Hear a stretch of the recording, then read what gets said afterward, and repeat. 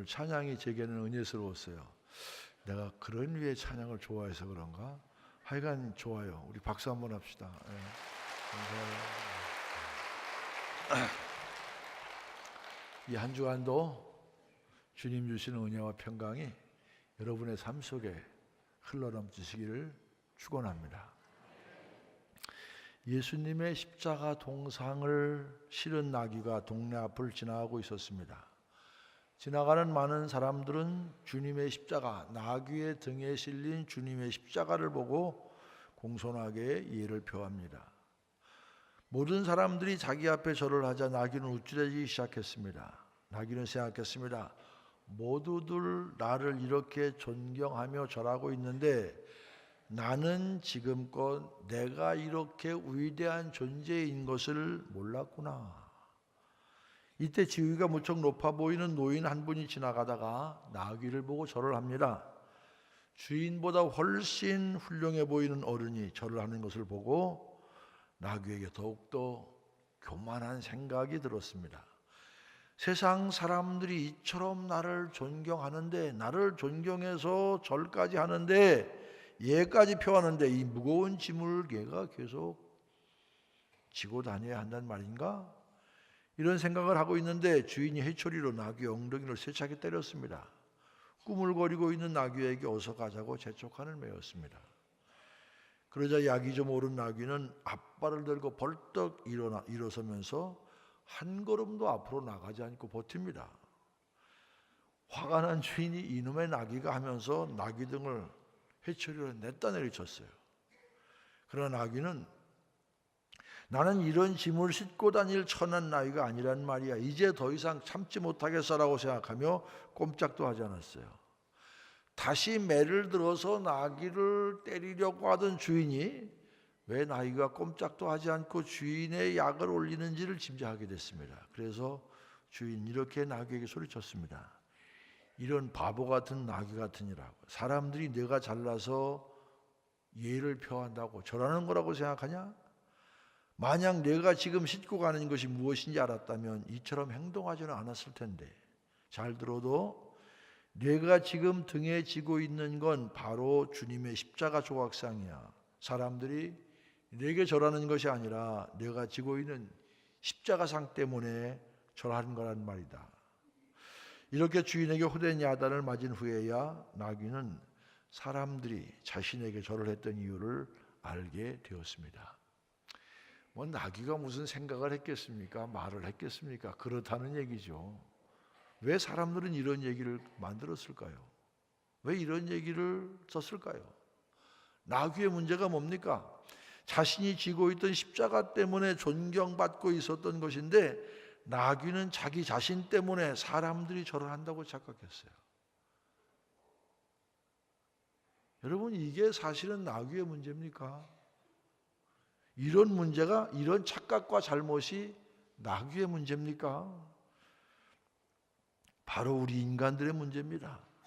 내가 짊어져야 하는 것은 주님의 십자가인데 그 십자가는 잊어버리고 세상의 영광, 세상 사람들로부터 존경받는 것만을 고대하고 살아갑니다.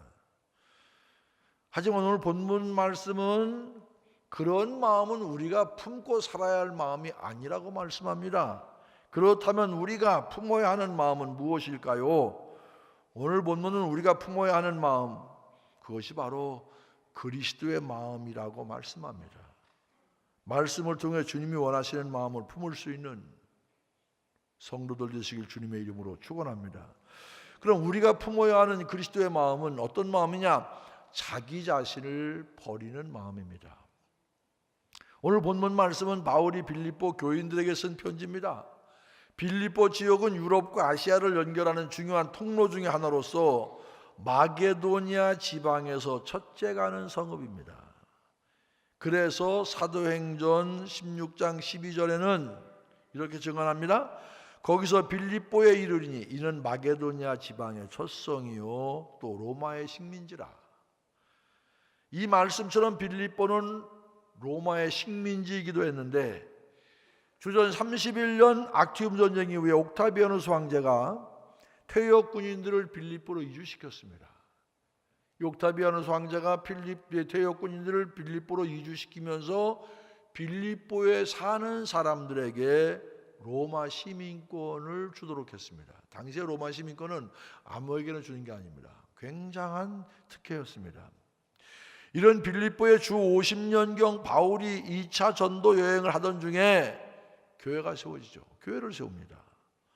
바울은 드로아에 있을 때 마게도니아를 향해 계속 나가라는 환상을 보게 되는데, 그 결과 빌립보는 바울이 복음을 전한 유럽의 최초의 도시가 됩니다. 특별히 빌립보 교회는 루디아 집에서 시작되었는데, 이후에 빌립보 교회 교인들은 힘든 가운데서도 바울이 어려울 때마다, 옥중에 있을 때, 또 어려움을 당할 때 물질로, 기도로, 사랑으로 많은 바울의 선교의 후원자가 됐습니다. 빌립보 교회가 좋은 교회입니까? 좋은 교회입니까? 하품만 하지 마시고 좋은 교회요, 좋은 교회요. 좋은 교회입니다. 그런데요, 보세요. 좋은 교회도 문제가 있어요. 이 빌립보 교회 역시 문제가 있었습니다. 특별히 여러분, 그 당시 빌립보 교회가 뭐 요즘 우리 교회만처럼 이렇게 규모가 있는 교회는 아니었을 거예요. 그런데 이 빌립보 교회 안에 두 여인을 중심으로 분열이 있었습니다. 빌립보서 4장 2절 보니까 내가 유오디아를 권하고 순두개를 권하노니 주 안에서 같은 마음을 품으라 그랬어요. 두 여인 각자에게 내가 유오디아와 순두개에게 권하노니 그렇게 말하지 않고 유오디아에게도 권하고 순두부가 아니라 순두개에도 권했다 반복해서 말합니다.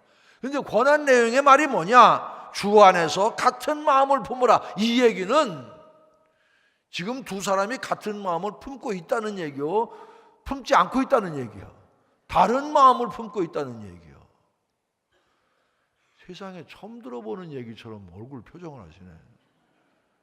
여러분, 유오디아를 권하고 순두개를 권하니 주 안에서 같은 마음을 품으라. 이 얘기는 두 사람이 같은 마음을 품지 않았다는 얘기입니다. 불화가 심각했다는 얘기입니다. 성경에서 자세히 알려주고 있지는 않지만 분명 유오디아와 순두개는 빌립보 교회에서 큰 역할을 감당하던 여인들이었을 것입니다. 아마 요즘 교회로 따지면 여선교회장이나 교구장 정도 역할을 감당하는 그런 인물이었을 거예요. 그런데 그 둘 관계가 틀어졌습니다. 교회에서 매번 만나는데 서로 말도 안 섞어요. 얼굴 보면 애면해요. 건수만 생기면 상대방을 험담하기 일쑤예요. 어느 교회가 그랬다고요? 빌립보 교회. 귀 있는 사람 들으세요. 뭐 우리 교회가 그렇다는 사람 그렇다는 얘기는 아니고요. 그런 사람은 꼭 어디서 만나느냐? 화장실 앞에서 만나. 피할 데도 없어. 같은 교회를 다니면서 뭔가 틀려서 말도 섞으려고 하지 않고 얼굴도 보려고 하지 않고. 그런데 이것이 두 사람만의 문제가 아닙니다. 주변에 관계된 사람들에게도 심각한 영향을 줍니다. 두 사람 사이가 나쁘니까 이 사람하고 얘기하면 이 사람 눈치가 보이고, 이 사람하고 얘기하면 누구 눈치가 보이고, 이 사람 눈치가 보이고. 둘만의 문제가 아니라 이 교회에 심각한 영향을 주고 있었어요. 이 말이, 이 문제가 누구에까지? 바울의 귀까지 들어갔습니다. 이런 빌립보 교인들을 위해서 바울이 빌립보서를 썼습니다. 본문의 핵심은 5절입니다. 너희 안에 이 마음을 품으라. 곧 그리스도 예수의 마음이. 너희 안에 이 마음을 품으라. 곧 그리스도 예수의 마음이. 우리가 품어야 할 마음, 그것은 바로 그리스도 예수의 마음입니다.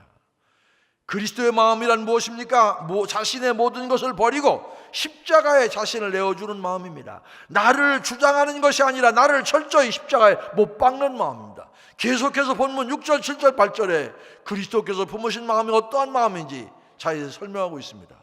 그는 근본 하나님의 본체시나 하나님과 동등됨을 취할 것으로 여기지 아니하시고 오히려 자기를 비워 종의 형체를 가지사 사람들과 같이 되셨고 사람의 모양으로 나타나사 자기를 낮추시고 죽기까지 복종하셨으니 그 십자가에 죽으십니다. 6절에 보니까 예수님은 하나님의 본체라고 그랬어요. 본체라는 게 뭡니까? 하나님의 본질과 속성과 성품을 그대로 다 가지고 있었어요. 누가? 예수님이. 그러니까 예수님 곧 하나님이에요. 이런 하나님의 본질을 소유한 예수님은 종의 형체 곧 인간의 모습으로 이 세상에 태어나셨습니다. 왜 그랬습니까? 연약한 인간을 구원할 수 있어요. 우리를 구원하시기 위해서 하나님과 똑같은 분이 연약한 인간의 몸을 입고 이 땅에 오셨어요.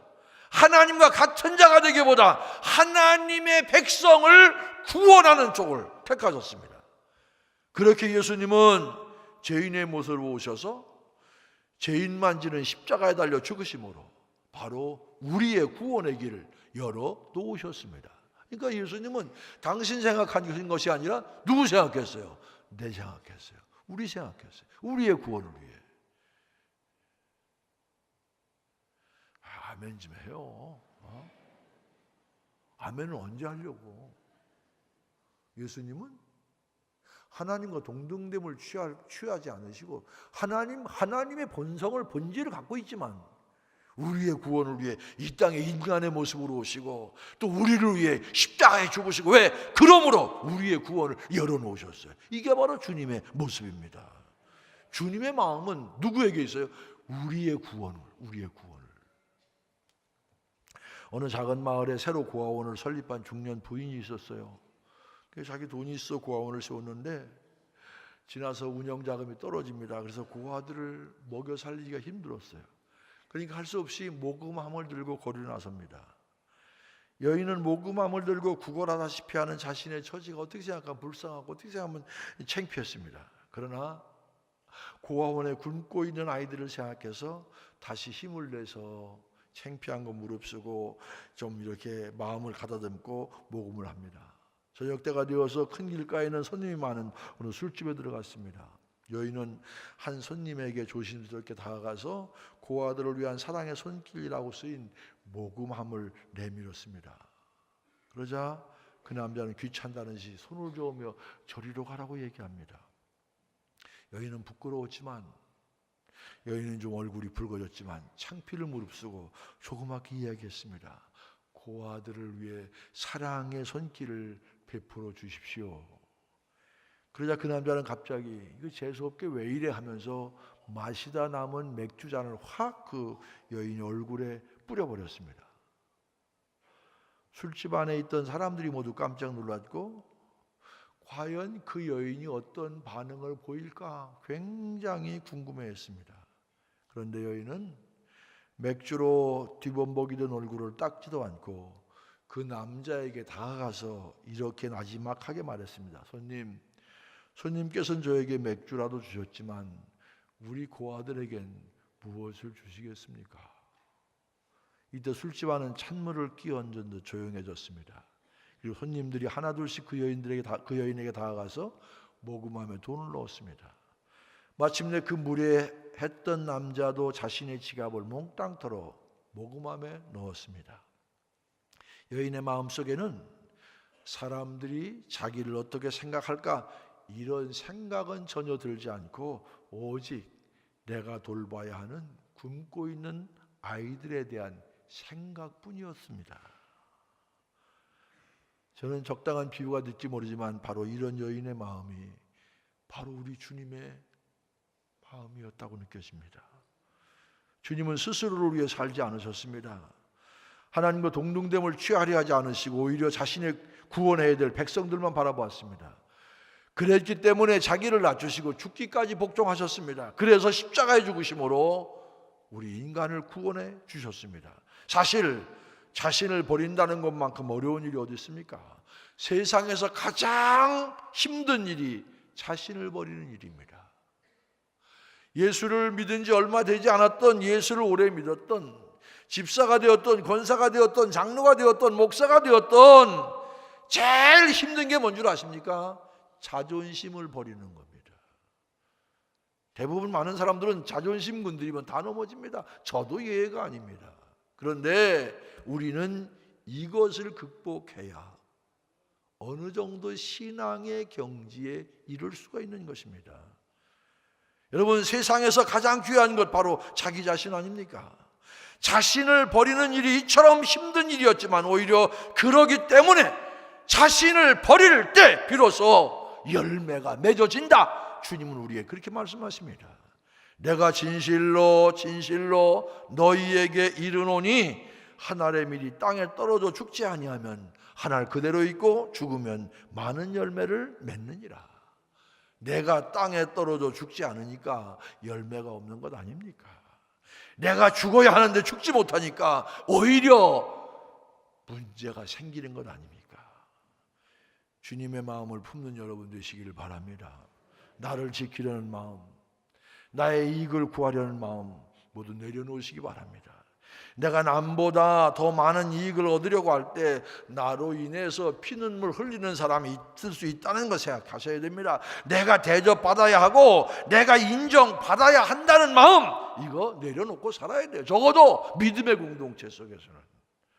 여러분, 대접받지 못하고 인정받지 못하면 좀 어떻습니까? 꼭 좋은 자리, 박수 받는 자리에 서야만 되는 것 아니지 않습니까? 남보다 굳은 일, 힘든 일하고 아무도 알아주지 않는다고 서운해할 필요 있어요?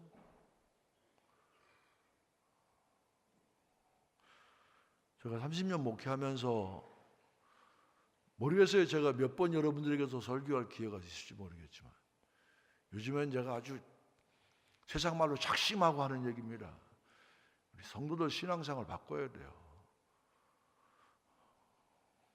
제가 어떤 때 섭섭한 줄 아세요? 열심히 잘했어요. 그런데 잘한 거 좀 인정해 주지 않았다고, 등 두드려 주지 않았다고, 좋게 말하면 시험 받고, 나쁘게 얘기하면 삐지고 토라지고. 지금 막말 좀 합시다. 나도 강단에서 삐지긴 왜 삐져? 토라지긴 왜 토라져? 아니, 그렇게 열심히 잘했으면 주님 아시고 주님이 때가 되면 갚아주실 텐데 그걸 못 참아가지고 알아주네 몰라주네 이러면 되겠습니까? 이러면 큰 신앙의 그릇이 안 되는 거예요. 여러분, 신앙의 그릇은 때로는요 좀 찢어서 키워야 돼. 찢는 아픔이 있지만 그러나 신앙은 큰 그릇을, 큰 신앙을 가져야죠. 그저 내가 한 수고와 땀으로 인해 누군가 조금 더 혜택을 누린다면 그것만으로 기쁨이 될 수 있어요. 이게 바로 신앙의 참다운 모습 아니겠습니까? 우리가 참으로 그리스도의 마음을 품을 수 있다면 서운할 일도 섭섭할 일도 없을 거예요. 주님께서 우리의 구원을 위해서 모든 것 내려놓으시고 인간의 몸을 입으시고 십자가에 달려 죽으셨는데 그 놀라운 의지를 입은 우리가 뭐 할 말이 있겠습니까? 감사해야죠. 아멘 해야죠. 감사해야죠. 고마워해야죠. 이게 바로 성숙한 신앙 공동체의 일원이 품어야 될 마음. 참으로 그리스도의 마음을 품고 사시기를 바랍니다. 그리스도처럼 자신을 십자가에 못 박을 수 있는 여러분 되시기를 바랍니다. 내가 죽을 때 오히려 더 많은 생명의 열매가 맺어질 수 있음을 깨닫고 묵묵히 주님을 따르는 성도들 되시길 주님의 이름으로 축원합니다. 또 하나 우리가 품어야 하는 그리스도의 마음은 겸손하게 남을 돌보는 마음입니다. 겸손하게 남을 돌보는 마음. 자, 2절 같이 한번 읽겠습니다. 2절. 우리 마음을 같이하여 같은 사랑을 가지고 뜻을 합하여 한 마음을 품어. 3절. 아무 일에든지 다툼이나 허용으로 하지 말고 오직 겸손한 마음으로 각각 자기보다 남을 낮게 여기고. 4절. 각각 자기의 일을 돌볼 뿐더러 또한 각각 다른 사람들의 일을 돌보아 나의 기쁨을 충만하게 하라. 아무 일에든지 다툼이나 허용으로 하지 말고 오직 겸손한 마음으로 각각 자기보다 남을 낮게 여기고. 자기보다 남을 낮게 여기고. 참 어려운 말씀인데 정말 이건 우리 신앙생활하면서 평생 우리가 품어야 될 마음이에요. 겸손한 마음을 품고 남을 돌보라 그런 얘기예요. 그런데 우리가 왜 겸손하게 되지 못합니까? 교만 때문에. 교만. 인간은 기본적으로 교만하고 싶은 생각이 있어요. 그런데 하나님은 그렇게 말씀하지 않습니다. 교만은 패망의 선봉이고 거만한 마음은 넘어짐의 앞잡이라 그랬습니다. 여러분, 교만한 자는 은혜를 받지 못합니다. 그러니까 성경에서 제일 경계하는 마음이 교만입니다. 우리는 교만하지 않다고 생각하지만 글쎄요, 그건 우리 생각일지 모르죠. 주님께서, 하나님께서 교만한 마음을 기뻐하지 않으십니다. 교만한 마음으로 주님 앞에 온전히 설 수 없고, 교만한 마음을 가지면 넘어질 수밖에 없어요. 자, 제 얘기가 조금 이거 여러분 이해하기 어렵더라도 한번 들어보세요. 마빈 해리스라고 하는 문화 인류학자가 쓴 문화의 수수께끼라는 책에 나오는 얘기입니다. 캐나다 토론토 대학교의 리차드 리 교수는 1년의 대부분을 칼라하리 사막 주변에 살고 있는, 여러분 들어본 적이 부시맨족을 따라다니면서 그들의 식생활을 관찰했습니다. 리 교수는 부시맨족의 협력에 감사하고 싶었어요. 그래서 성탄절 무렵에 이 부시맨족에게 줄 수 있는 살이 잘 찐, 통통하게 찐 소를 구할 수 있었어요. 그래서 부시맨 친구에게 내가 성탄절 선물로 큰 소를 하나 줄 테니까 잡아서 너희 모든 족속들이, 너희 모든 가족들이 잘 배불리 먹기를 바란다, 그렇게 얘기했어요. 근데 그 숫소 이야기를 들은 부시맨은 깜짝 놀라면서 어디서 샀느냐, 털은 무슨 색이냐, 뿔의 크기는 어떠한지, 이런 걸 세세하게 물어보곤 머리를 절레절레 흔들었습니다. 나도 그 소를 본 적이 있어요. 뼈는 가죽밖에 남지 않은 소였지요. 그런 쓸모없는 짐승을 사다니 분명 당신은 그 짐승을 살 때 술 취해 있던 것 아니었습니까? 그렇게 물었어요. 이 교수는 자신이 사놓은 소를 잘 몰라서 이렇게 이야기하나 싶어서 다른 부시맨 친구들에게 소 이야기를 또 했습니다. 그런데 그들 모두 첫 번째 친구와 비슷한 반응을 보였습니다.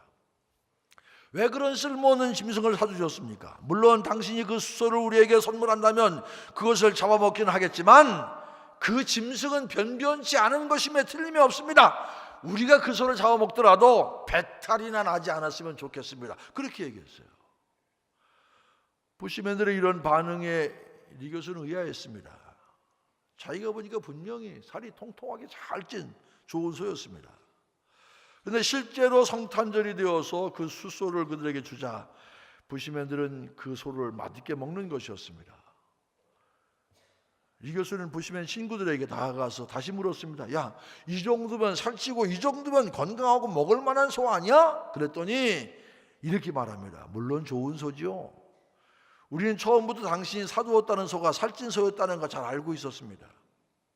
하지만 들어보세요. 하지만 만약 한 젊은이가 많은 사냥감을 잡게 될 때 그는 자신을 마치 대인이나 추장처럼 여기게 될 것입니다. 그리고 그는 나머지 사람들은 마치 자신의 종인 것처럼 생각하거나 자기보다 못한이라고 여기게 될 것입니다. 우리는 그가 그렇게 되도록 내버려둘 수 없습니다. 우리는 자랑하고 다니는 이들을 거부합니다. 왜냐하면 그의 자만심은 언젠가 그로 하여금 누군가를 죽이게 될 것이기 때문입니다. 그러기에 우리는 누군가가 잡아온 고기에 대해서 항상 그다지 쓸모없는 고기다, 그렇게 말해줬습니다. 그래야만 뭔가 대단한 일을 했다고 가슴이 들뛴 그 심장이 식게 되고 겸손해지게 된답니다. 자기 피할 시대에 살고 있는 우리, 자기를 드러내고 자신의 장점을 떠벌려야 인정받는 시대에 살고 있는 우리에게, 이런 시대에 이런 우리에게 선물로 주는 소조차 그로 인해 사람이 교만해질까봐 그 소가 별로 좋지 않은 소라고 말한다는 이 부시맨의 이야기가 낯설게 느껴지기도 하지만 그러나 의미 있다고 생각합니다. 왜냐하면 사람들은요, 겸손해야 서로 함께 살 수 있는 거예요. 누가 교만한 사람을 좋아해서 함께 살기를 원하겠어요? 겸손해야 함께 살 수 있다는 당연하면서도 깊은 통찰을 보여주고 있기 때문입니다. 그렇습니다. 교만하면 함께 갈 수 없어요. 교만은 다른 사람을 해하게 하고 상처 줍니다. 혹시 내 주위에 사람이 없어서 외롭다고 느끼며 사는 분들이 있습니까? 그럴 때 자신을 돌아보세요. 내가 혹시 교만하게 살고 있지는 않은가? 나는 그렇게 생각하지 않지만 다른 사람이 나를 교만하게 여기지는 않는가? 이따금 제가 속상한 얘기 들어요. 주최 안내위원들이 안내를 하다가 교인들에게 상처를 자주 받는데요. 여러분, 주차 안내위원이나 예배드려 온 성도 무슨 차이가 있습니까? 다 같은 교인이에요. 그 사람도 수당받고 하는 거 아닙니다. 누가 추위에 추우며 떨면서 여름에 더위에 땀 흘리면서 먼지, 차먼지 다 마시면서 그 일을 하고 싶어 하겠어요. 그래도 그거 해야 질서가 있고 뭔가 헌신하고 싶은 마음에 하는 것 아닙니까? 그런데 가끔 교인들 중에 주차 안내위원들을 무슨 종업원 대하든, 오래된 얘기입니다만 안내하라고 이렇게 좀 하라고 그랬더니 기분 나쁘다고 차를 쉥 타고 그냥 가더래요. 그러면서 나한테 걱정스럽게, 목사님 제가요 권면했더니요 기분 나쁘고 그냥 가고 오늘 하루 종일 가슴이 내가 좀 쓰려요. 그래서 절대 가슴 쓰리지 마, 잘 갔다.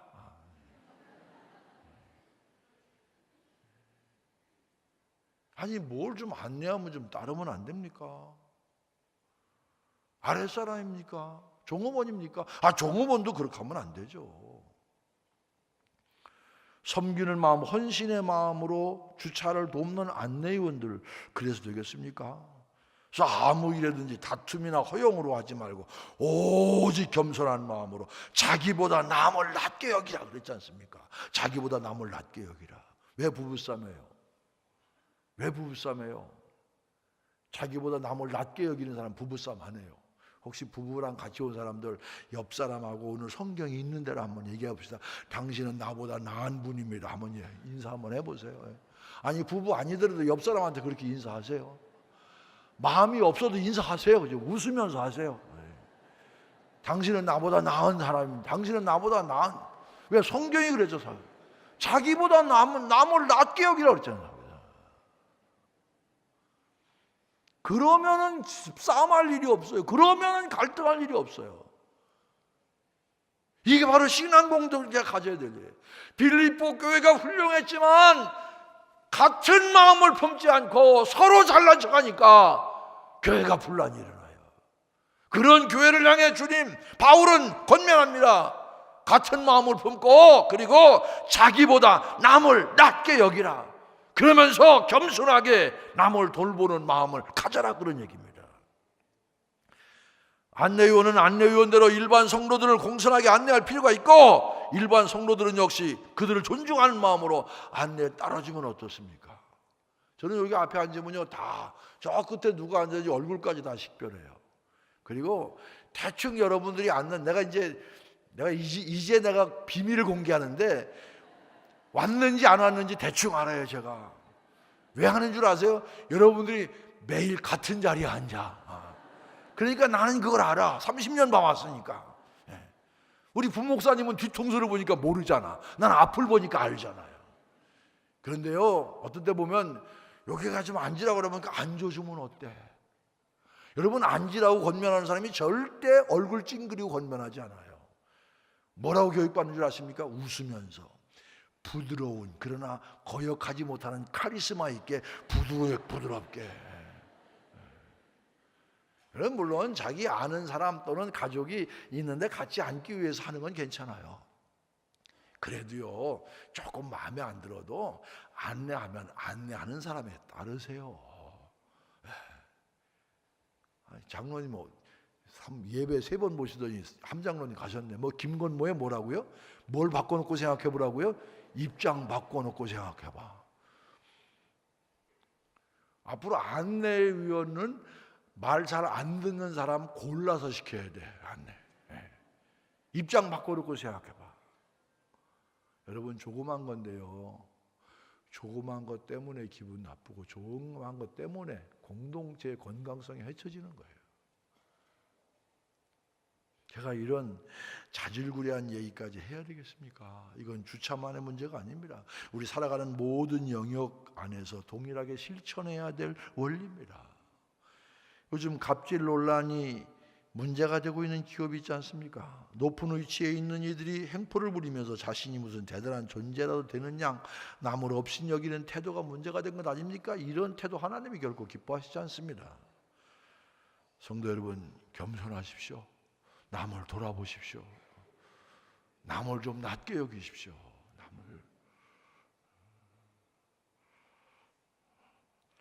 아무 일이든지 다툼이나 허용으로 하지 말고 오직 겸손한 마음으로 각각 자기보다 남을 낮게 여기는 것, 이게 바로 기독교인이 가져야 될, 정말 어렵지만 정말 우리가 가져야 될 마음입니다. 물론 겸손하라고 해서 비굴하라는 얘기 아닙니다. 비굴이란 힘 있는 자에게 아부하듯이 남에게 굽히는 태도입니다. 비굴은 결코 겸손이 아닙니다. 겸손이란 오히려 상대방의 위치나 지위에 상관없이 낮아지는 자세입니다.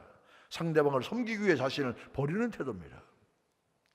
그러기에 참으로 겸손한 사람을 결국 주님께서 마지막에 높여주실 줄로 믿습니다.